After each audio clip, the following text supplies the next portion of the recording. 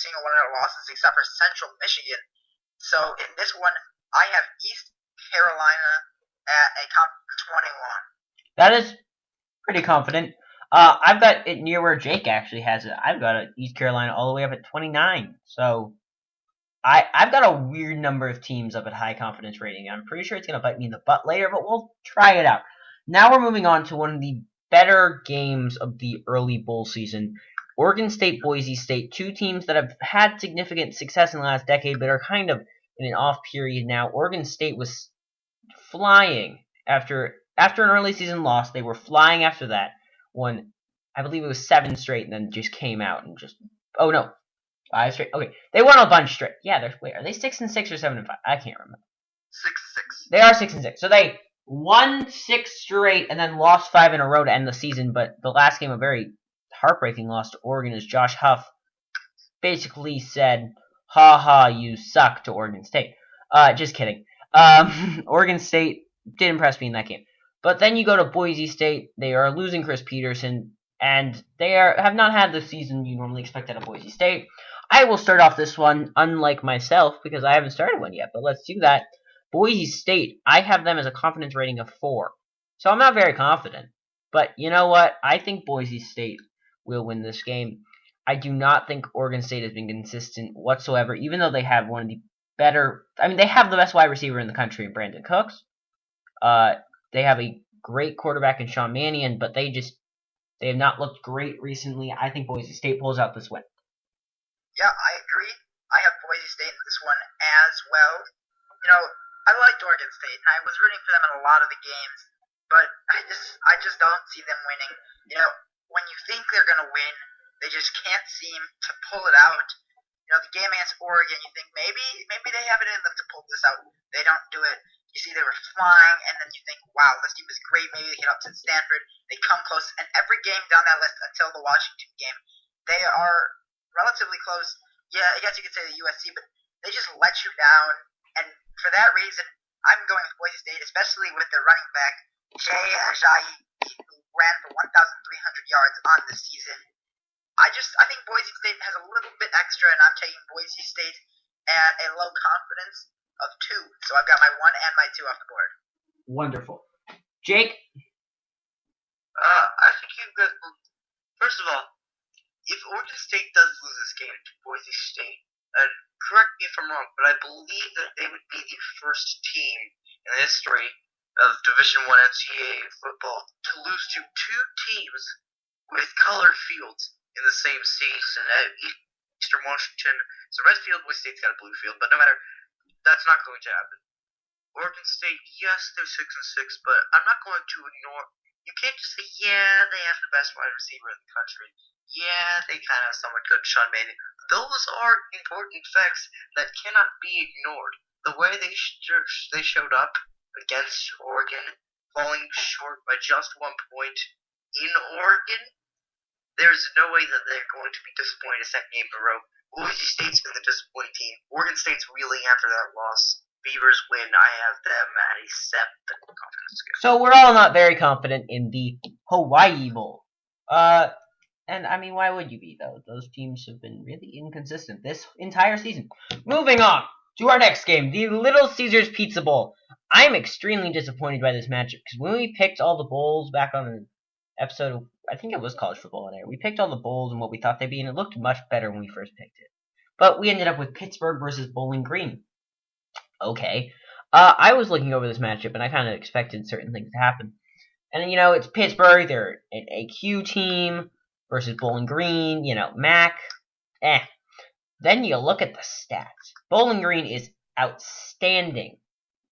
I just see Bowling Green winning this one, and I have a very, very I have a high confidence in a very unknown team against an AQ team, and I've got Bowling Green as my 31. Jake, your turn. I'm sorry, I'm not willing to put 31 points on a team that I am not too familiar with. But you're allowed to put up 30 points on East Carolina. You can put up 30 points because they're playing against a non-AQ team that came in as an at-large. Pitt also was an at-large, but they were an AQ team. And Bowling Green, we don't know. Here, let me explain. I picked Buffalo because I thought that they would have the biggest difference maker on the field. Pittsburgh also is going to have the biggest difference maker on the field, of course, in their defensive tackle. Sorry, I'm blanking out, but Pittsburgh and Bowling Green, the way they play each other, I will take the Falcons, but because they're Bowling Green, I will give them 10 points. Pittsburgh has the star, whereas Bowling Green does not. It's as simple as that.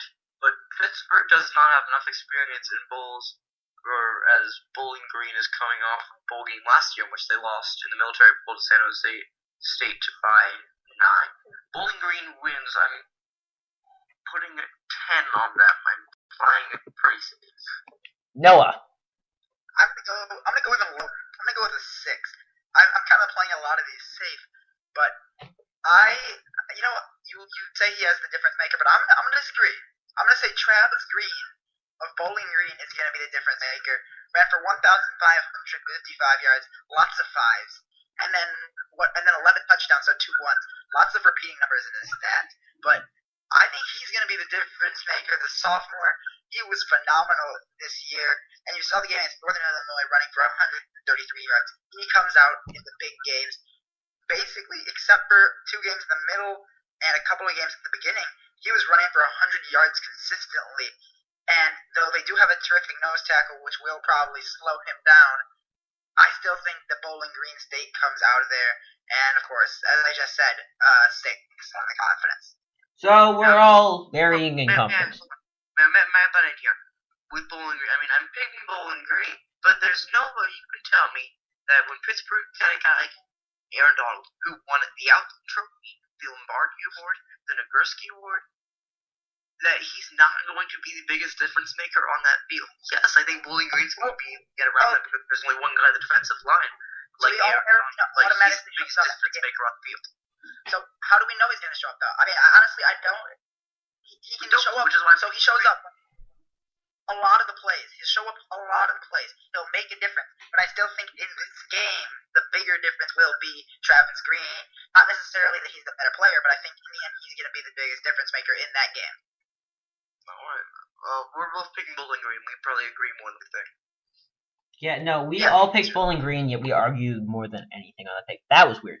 Alright, moving on to me and Jake's favorite quarterback, Jordan Lynch. Oh, well, we're depressed. He lost, and then he lost from the Heisman, which was really sad, and A.J. McCarron was second, and I'll have a rant on him later, but number 23, Northern Illinois, faces off against the Mountain West runner-up, Utah State, in the San Diego County Credit Union Poinsettia Bowl, in the worst stadium in the NFL, Qualcomm Stadium. Noah, please start us off. Well, in this game, I'm going to take Northern Illinois, of course. I think Utah State will put up a fight. Honestly, I think Utah State will make the game more interesting than a lot of people expected. But in the end, I have Northern Illinois. Jordan Lynch is just so talented, and he lost that last game, which was a real bummer, but he played so well the rest of the year, and you can guarantee it, he's not going to come into this game calm and relaxed and ready to lose. He is going to come out with intensity, and I'm going to take them, and I have them really high, actually, even though I think Utah State will make it close. I have them at 30. Wow, Noah's aboard at pulling the Carl. Wow, that's shocking. Then we move to my pick, because I'm going second. That's weird. I've got Northern Illinois as well, because of Jordan Lynch, and I've got them as my 12 team. They are my 12. Or Northern Illinois is my 12. I'm not supremely confident, mainly because I like Utah State, but Northern Illinois should still pull out the win. It was weird. Like, I didn't think they would be my 12, and then I went through all the other games, and I'm like, wow, I'm way more confident in so many of these. Yeah, so that brings us to our final analyst, Jake Liker. Northern Illinois wins this game. You guys know how I feel about Jordan Lynch. This guy is the playmaker. You want to talk about difference makers? Look out for the Jordan Lynch, the way he's dominated opponents all season long. No reason that stops here in his final game of his collegiate career. Hopefully it's not the last time we hear Jordan Lynch. I think, yes, Utah State's a good team. There's no denying that. But they don't have Turkey Keek.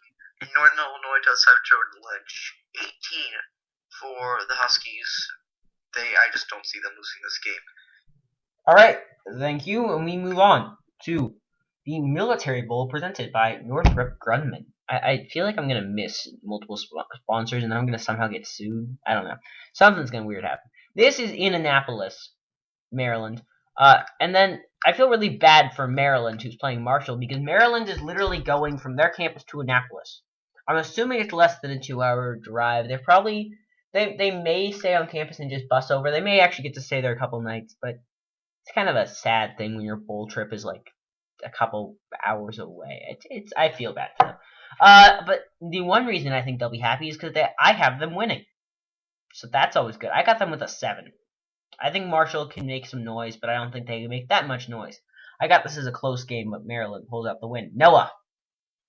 Well, I have Marshall, and I have them at a 3 in confidence. You look at it, led by quarterback Raheem Cato, who threw 3,500 yards, 36 touchdowns, only 9 interceptions. Their running back, Srey Taliaferro, and their top receiver, Tommy Scholler, both got over 1,000 yards.